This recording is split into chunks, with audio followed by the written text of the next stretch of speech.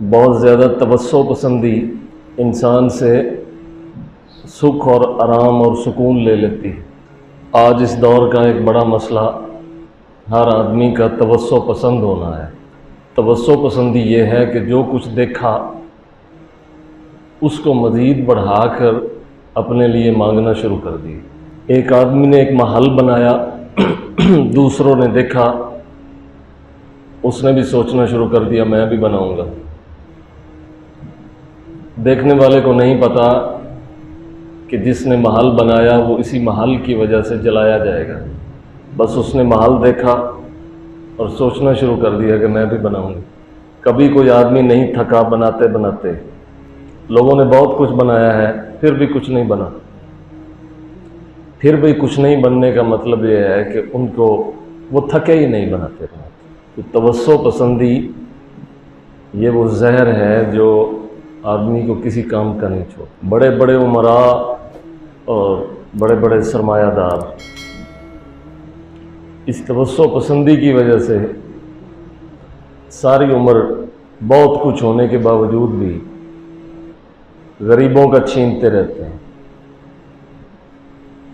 لوگوں کے پاس جو کھانے پینے کے لیے تھوڑا بہت ہوتا ہے وہ بھی لے لیتے ہیں، ہر وقت بڑھانے کے چکر میں رہتے ہیں۔ لیکن بڑھتا کیا ہے سوائے حرص کے؟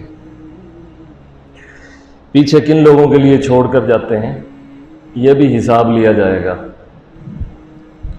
1000 لوگوں کا رزق تو نے اپنے گھر میں جمع کیا اور دیا 2 لوگوں کو، اور وہ بھی کمینے۔ بہت سے نیک بچوں کا رزق تو نے چھینا، اور جو تجھ سے 2 خبیث پیدا ہوئے ان کو دے کے تو چلا گیا۔ توسع پسندی ہلاک کر دیتی لوگوں کو۔ کوئی بھی آدمی جب زیادہ سوچتا ہے پھر سوچ تو رکتی ہی نہیں۔ جب تک زندہ ہے خیال تو آتے رہیں گے، اور خیالات میں وہ ریت پر محلات بناتا رہے، بنے گا کچھ نہیں۔ تھوڑا وقت دل و دماغ کو دینا چاہیے کہ وہ خیالوں سے خالی ہو۔ بڑے بڑے لوگوں نے بڑی بڑی مشقیں اور مجاہدے کیے ہیں صرف اس لیے کہ کوئی دن ایسا بھی ملے کہ جس میں کوئی مادی خیال نہ آئے۔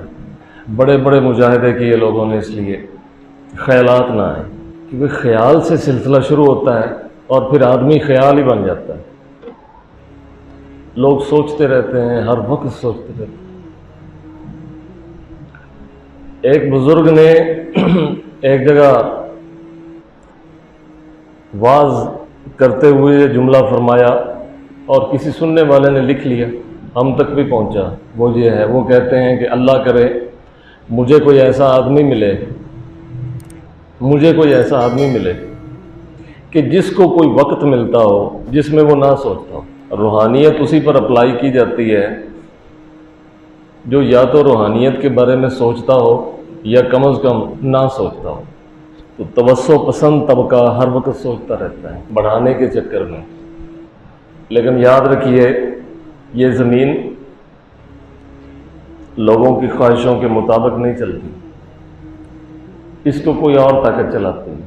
بہت سارے فلسفی بھی ایسے ہوئے ہیں، ادیب اور دانشور، جنہوں نے دنیا کو چلانے کا نصاب لکھا ہے۔ کسی نے مادی پیداوار کے حوالے سے، کسی نے ذرائع آمدن، کسی نے سیاست، کسی نے ریاست، بہت کچھ لکھا، لیکن کیا اس کے مطابق ہوا ہے؟ بچپن میں ایک شخص عیسائی تھا، بعد میں معلوم نہیں شاید عیسائیت سے بھی پھر گیا تھا، بڑا مشہور مفکر ہے، اسے کارل مارکس کہتے ہیں۔ اس کے نظریات کو اپنانے والوں کو کہتے ہیں مارکسسٹ۔ علامہ اقبال نے بھی اس کی تعریف کی ہے کہ لیک نیست پیغمبر و لیک در بغل دارت کتاب، کہ وہ پیغمبر تو نہیں تھا لیکن اس کے پاس کتاب تھی۔ انسانی استعداد سے لکھی ہوئی کتاب۔ ایک کتاب وہ ہے جو جس میں انسان کا دخل نہیں ہوتا، اتاری جاتی ہے۔ دوسری وہ کتاب ہے جو انسانی صلاحیت اور استعداد پہ لکھی جاتی ہے۔ بہت سے لوگ سوشلسٹ ہوئے،